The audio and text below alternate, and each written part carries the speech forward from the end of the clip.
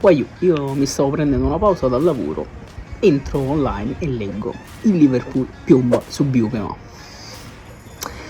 E questa notizia mi fa pensare. Addirittura leggo che Buchema è un pupillo di Slot, che l'ha allenato in Olanda e che vorrebbe portarlo a Liverpool addirittura già a gennaio, quindi è pronto l'assalto del Liverpool a gennaio. Questa è una notizia di Team Talk.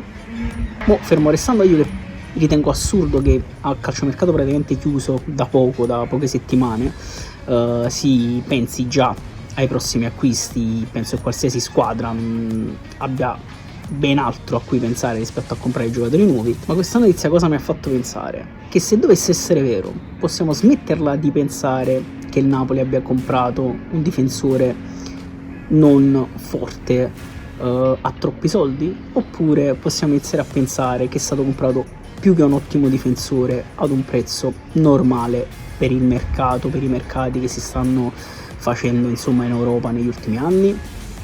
Ditemi voi cosa ne pensate.